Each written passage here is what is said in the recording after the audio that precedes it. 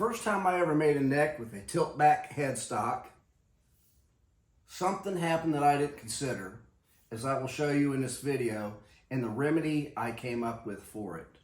Having ran the neck through a router with the template on the top of it, and then taking this face off at an angle, I knew I was going to get an angle on the end. But there's something I didn't consider. It also made the sides have an angle. I put a little light behind it so you could make that out. And right here, this little point, it even goes off at a funny angle. Now, I'm not saying it's wrong. I mean, it looks fine. You might want it that way. But there's a remedy for that. As shown in the old footage, I laid the template on this flat surface and just routed it right out.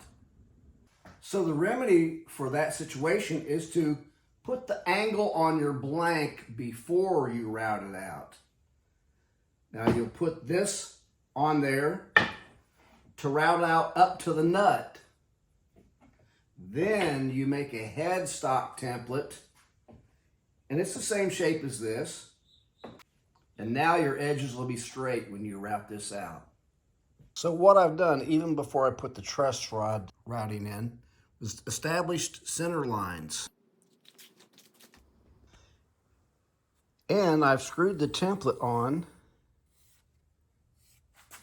Two of these places, the holes will totally go away when the neck's been made. And this one will be a hole under the fretboard, and it's just, the screw just barely sticks into the wood. Even the headstock template has a center line on it, all around. Now when I place the angle on this tracing is going to go away. My center line is going to go away, but I have it marked on the end. And see this point right here? I'm going to mark where it goes, carry it through to the end with my square, and then mark it also down the end. So now on the end, I have the center line and where the point of the headstock is as reference points. So now it's time to install the neck in the angle jig. It's got to be in there straight so it will come out level. Install the safety planer. Set the RPMs of the drill press at about 2,800. And I'll set the safety planer to take off about 1/8 of an inch. So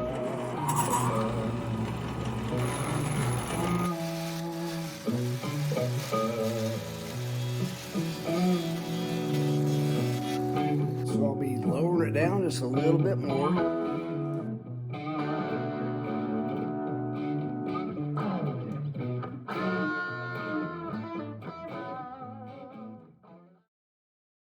I've taken it down to the nut shelf, and you can see that it's still a little rough. So I'm going to put that face down on my sander.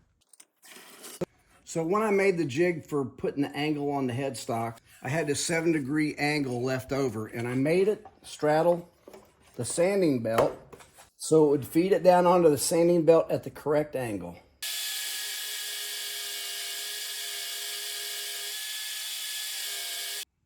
You can see that the tracing is completely gone, but I still have a center line there and my reference lines on the end. So I'll reestablish the center line and the reference line.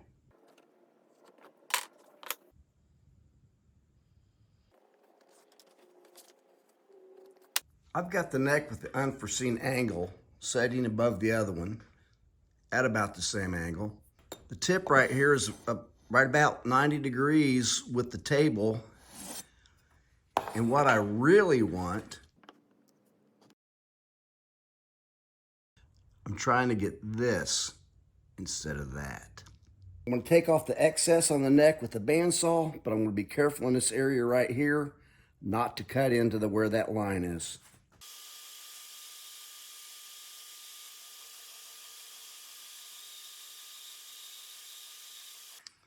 So I've got two necks with the excess trimmed off, ready to go through the router, and I left enough meat right in this area right here to get the correct angle. I've got the end of the neck cut flat with the end of the template so that the router doesn't have to take anything off here. Now I'll stop right in here before I get into this portion of the neck. I'm going to use my Infinity Mega Flush bit to do the routing on the neck. And I noticed for the first time today, I don't know why I didn't notice it sooner, but it says max RPM 18,000. I've probably been running this too fast in the past. So I got out my manual from my Bosch. And right here it shows the settings on this knob to get the speed. So somewhere between 3 and 4 is going to give me 18,000.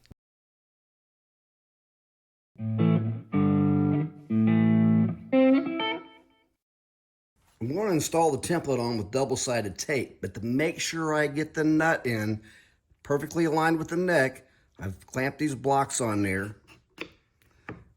Now that end will be centered.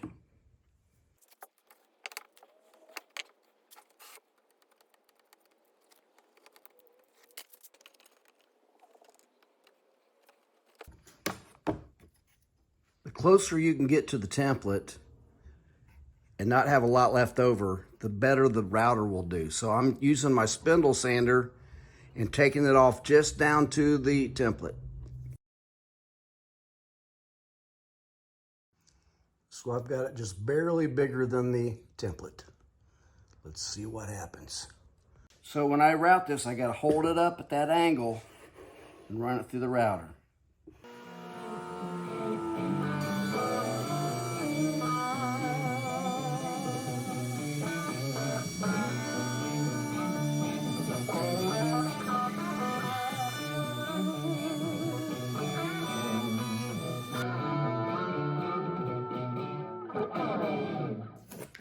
Let's check out the difference here. I've already got the line marked on there about where it's going to be cut off.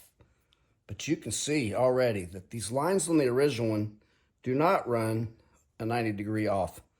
But on these, they do.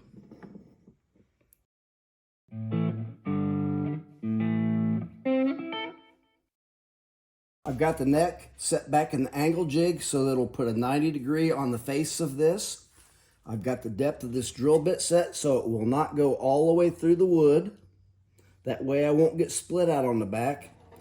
And I've got it riding on this fence to where it'll come out same distance off the edge. And I locate my first hole and I've got it set up so that 15/16 between each hole.